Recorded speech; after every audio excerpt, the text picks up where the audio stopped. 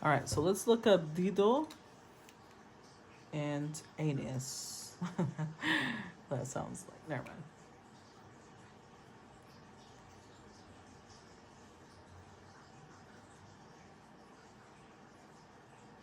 Okay, so this is a tragic opera, again, a tragedy about the love affair between Queen Dido of Carthage and the Trojan hero Aeneas.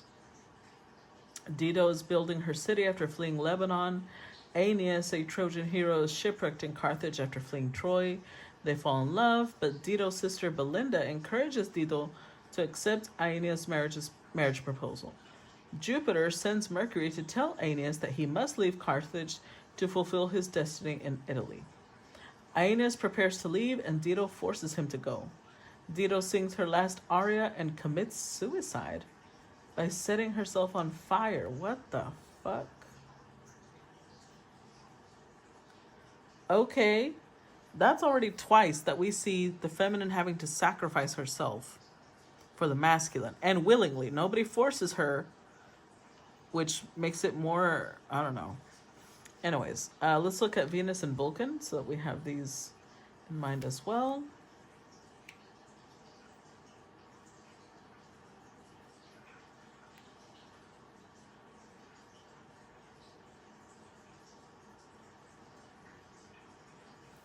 So this is a classical myth about the Roman goddess of love, Venus, and her husband, the Roman god of fire, Vulcan.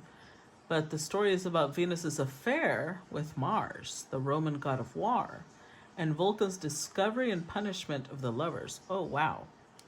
Okay. So Venus had an affair with Mars. Apollo, the Roman god of light, told Vulcan about the affair. Vulcan created a net made of bronze chains to catch the lovers in bed. Vulcan caught the lovers and invited the other gods to witness the humiliation. The gods laughed at the lovers' embarrassment. Damn. And it says that Venus also had affairs with Adonis, Bacchus, and Mercury. I mean, yeah. Yeah. Wow.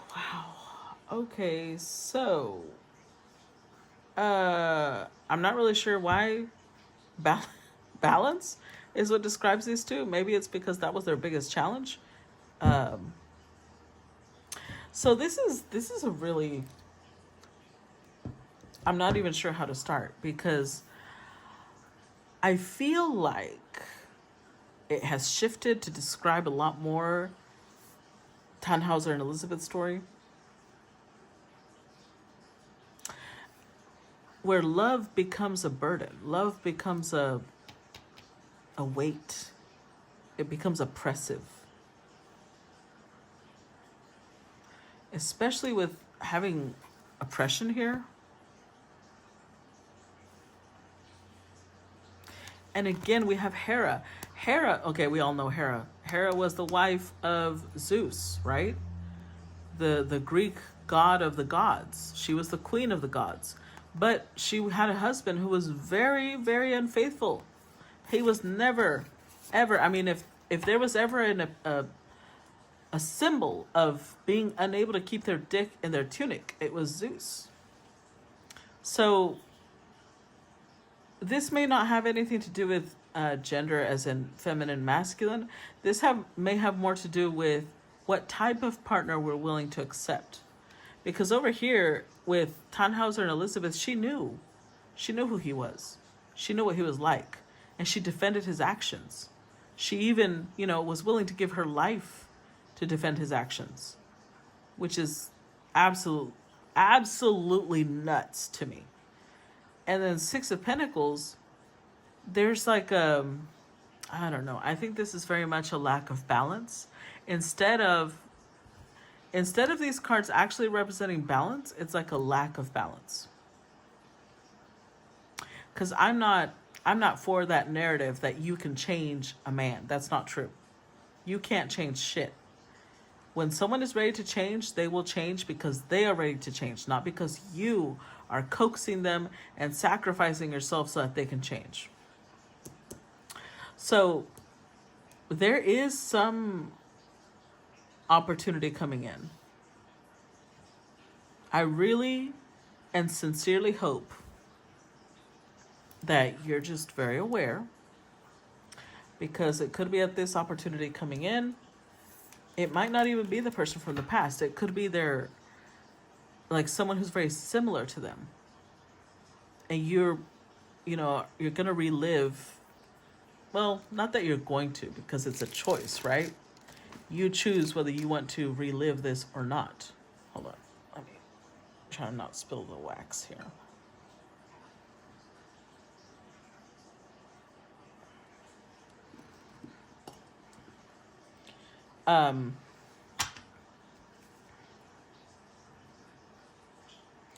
But I don't know. There's too much of the same story. Whether male or female, there's too much of the same story. One of the two is a whore. Like, let's just put it that way. One of the two, they may have a lot of Venus energy or Aphrodite. And what I mean by that is, hold on. So like, I have a lot of Venus energy in my chart, but this is very different. This is more like sexual Venus energy, not Venusian energy as in, artistic and things like that.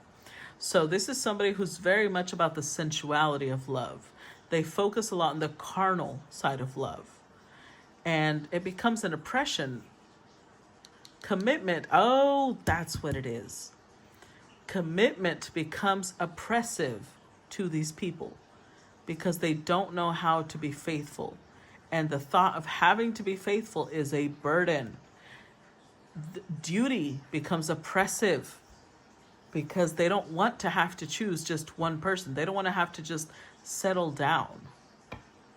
That's why they're drawn to people who are willing to sacrifice, willing to defend them. They want a Hera. They want somebody who's going to stick by their side no matter how many times they put you through this bullshit. Clarify balance. Three of Pentacles. Clarify balance.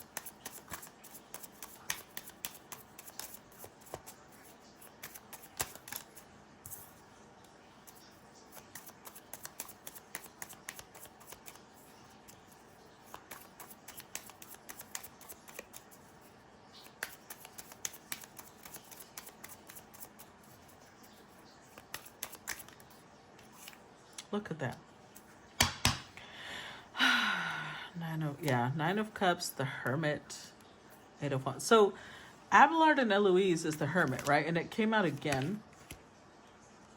So there's something here about,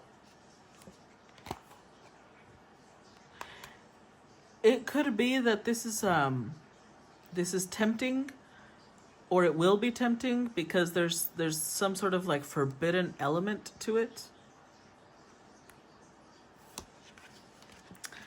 But this is a reminder that whoever you're dealing with, because I don't think I'm talking to my collective. I hope not. If I am, then, you're looking at the other side. But whoever you're dealing with is very much a lover of sensuality, a pleasure-driven creature. But it's obviously it's not harmless. Like, some people are pleasure-driven, but they're very much like, maybe that leads to smoking too much weed or drinking too much or eating too much. They only harm themselves. But when someone is pleasure seeking in sex, it's very difficult for them to be in a relationship because they will constantly be cheating, and then there's constant drama, And that's literally what we have here. So this could be a situation where with the Three of Pentacles, remember we have Abelard and Eloise. This could be like a working relationship, some sort of, you're going to be in close proximity to somebody. But with the Ace of Wands, there's passion there. There's attraction. This is somebody who's very, very attractive. I mean, over here, Tannhauser was someone who was so attractive, Venus herself wanted to fuck him. And then over here, Psyche and Eros, Eros is the god of lust and love, right? He's a son of Aphrodite. Very attractive. Here, Vulcan and Venus. Venus is the goddess of love, so it's difficult for Vulcan to release her. With Hera, she was in love with Zeus. So whoever you're going to come across, they're very attractive. I feel like they have this, even if other people may not find them attractive, you are going to find them attractive. But with the Knight of Wands, this is somebody who does not know how to commit. They do not know. Like, I'm not saying that this is the only opportunity coming to you, because we saw this, right? And I'm not saying that this person may not love you or have some sort of love for you, but they love themselves more. They love their pleasure more. And it's up to you whether this is something you're fine with. Because we get all this creative energy, the return, coming together, aligning with someone. And again, blueprints, creativity. So you may have to come together with someone to create something. Maybe that person's already married. Or maybe you are married. Or they're not married, but they're just not, faithful. It might feel oppressive initially. The situation, as in, if they're married or you're married, it's going to feel like, oh my God, this is, heavy. Duty feels like an oppression, but it's a good exercise, as in, when we start seeing doing the right thing as a pressure, as a problem, then we need to examine ourselves, right? Like, why that feels wrong. What is it that we're trying to get away with that we wish the rules didn't matter with? Clarify Ten of Staves. The Star. Clarify Ten of Staves. Ten of Pentacles. Clarify Ten of Staves. The Moon. Oh. Six of Cups. The Lovers. Page of Wands. Okay. Obviously, this is not going to apply to everybody, or it's going to apply differently to, different people, because it's a collective. But whoever's coming back, the Two of Cups and the Lovers may be here because there's some sort of partnership. It does not have to be romantic.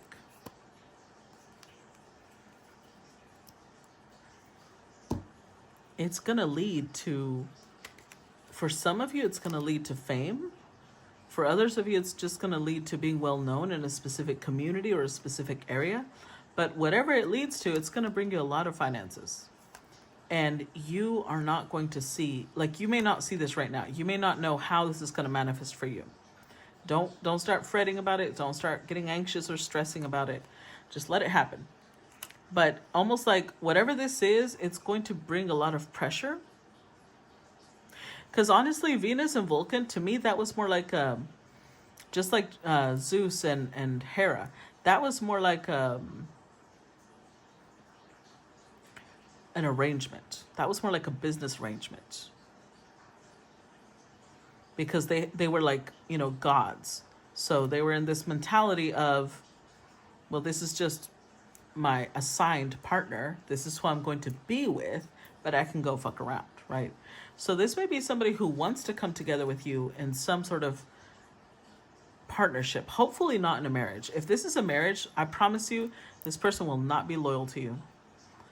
If this is a business partnership, that's different. But keep your heart and your sex out of it. At least that's my suggestion. Clarify Six of Coins. But I really feel like there's more of a job for the majority of you. Like, you're going to get paid to do something. Because Six of Coins also represents that. Clarify Six of Coins.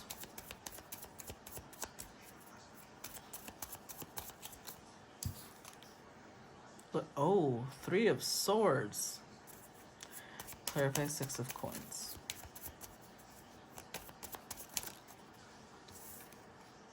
The Hermit.